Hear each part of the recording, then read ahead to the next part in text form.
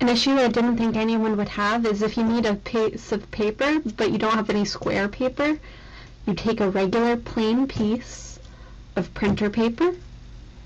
You can even use notebook paper. I wouldn't recommend it though because of the perforated edge, but you line up this top edge with the long side until it meets itself evenly,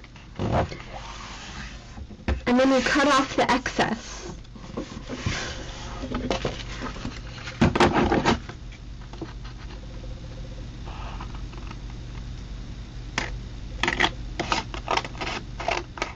Or just use sticky notes. Because most of the time sticky notes are square.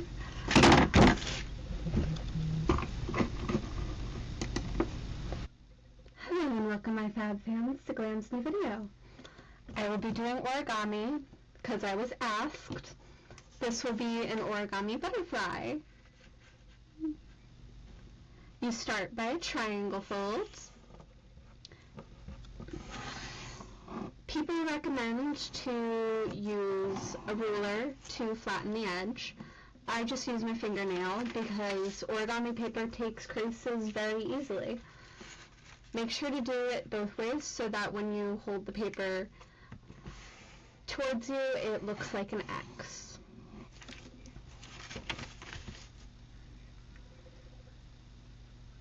The next step is to fold it the horizontal way.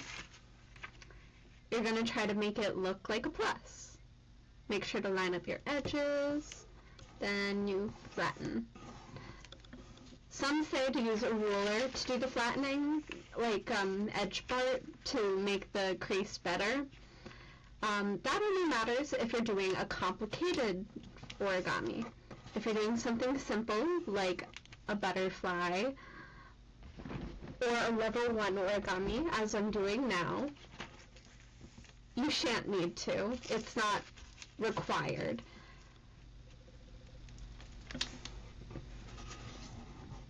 Your nail is good enough.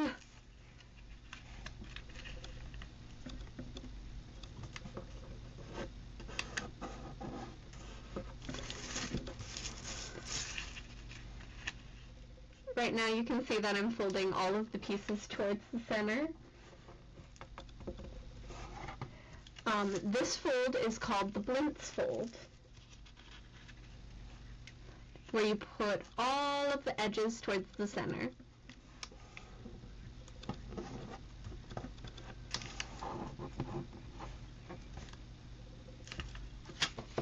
And then unfold it. And now we're folding the sides towards the middle. So make sure this flat edge meets with the center line that we folded earlier.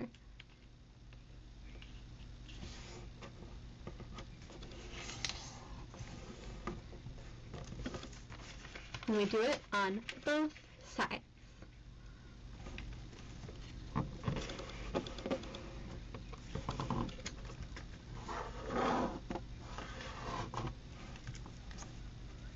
Okay.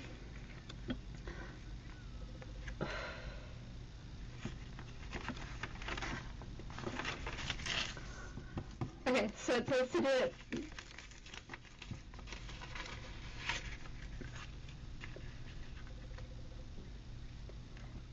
since I see that there's lines here and across this side, I'm going to do it both ways so that it's a lot easier to fold. I know, origami is so much folding and unfolding. Like, oh my god. But we're already like halfway, so take that for what you will. Okay. Okay, this isn't going to be a squash fold. We're going to use the existing creases to create this. So.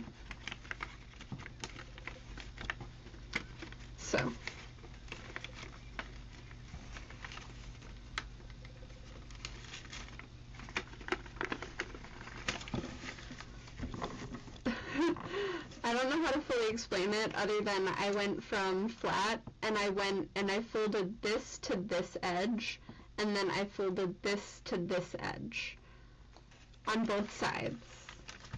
And then I flattened so that it looks like this. Let me show you all sides because apparently it's important.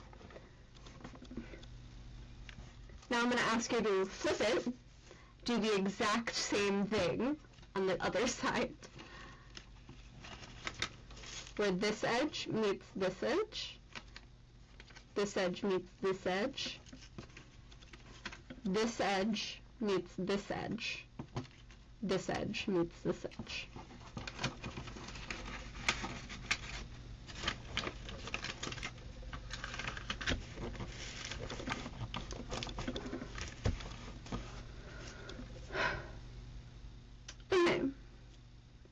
Now we're going to not unfold. It's when you fold the whole thing in half. We're going to do that. Make sure both of the opening sides are going opposite of each other. You're not folding inwards, you're folding outwards.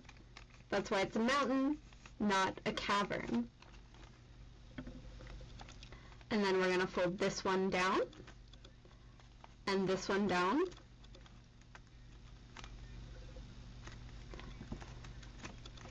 And then we're going to fold it just a little bit inwards on this side.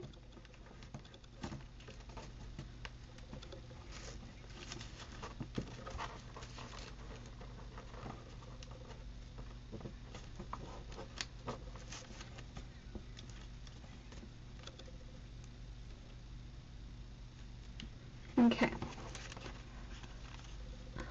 Now, the directions are asking me to fold it in half,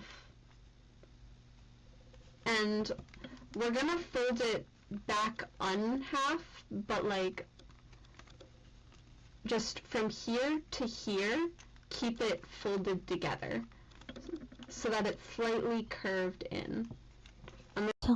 Up until now, I didn't have access to understand why my audio was so shit. I switched computers recently, and well,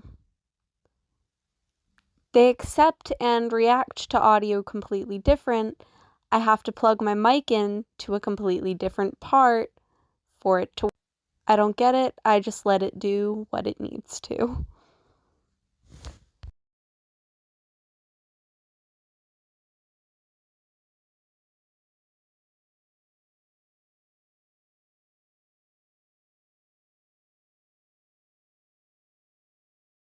I will be showing an origami rose. This one I actually know off the top of my head. I've made it many times before. I've even made it for friends. It's a little bit more finicky. So we will start with the folding to the edge parts.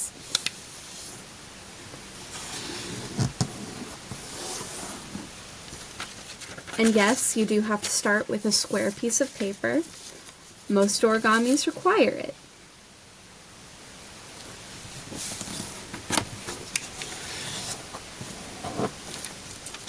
Especially if you're a beginner.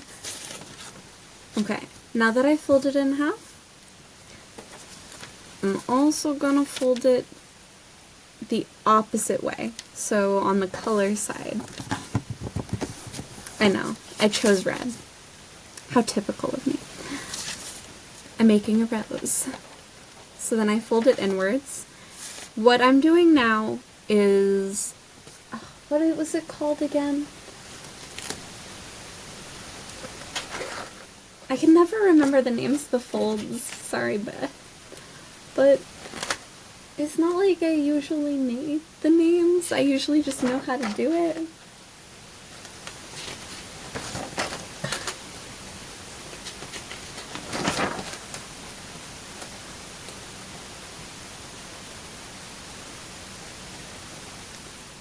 Oh my god, it's called a water bomb base.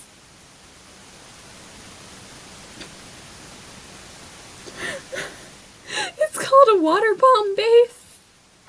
Well, I showed you the first two main steps, but you have to put this point to this point and fold this one in until it becomes a triangle. I did not know it was called a water bomb base. Okay, the next step is I'm gonna bring this point to the top, and I'm gonna do that on all of the points.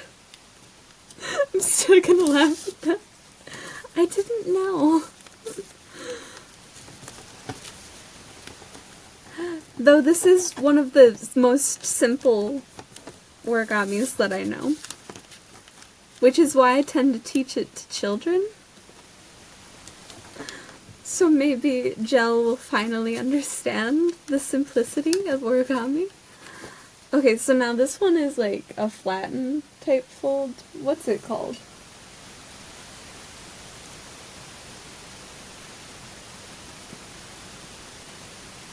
Squash fold, maybe?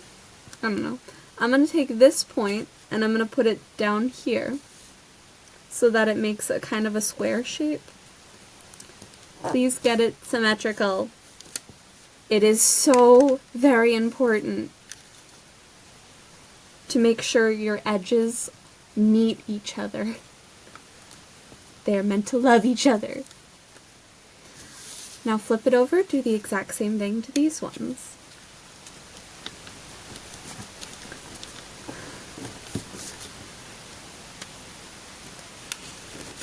Your edges need to love each other. It is very important. Okay, now, next step. I'm going to take this point and fold it up. So now you're seeing some of the white. Let's just show that a little bit closer. Aha. Now we're going to do that to all of them. All the sides. All the sides. I flip. I fold.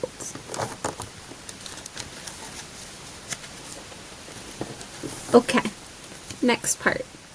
I'm going to push this up to here. Then I'm going to flip and do the same thing. Now let me show you that a little bit closer.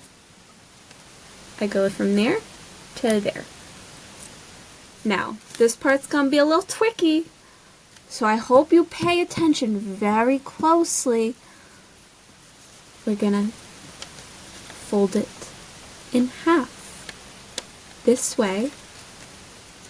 Don't put this side in half.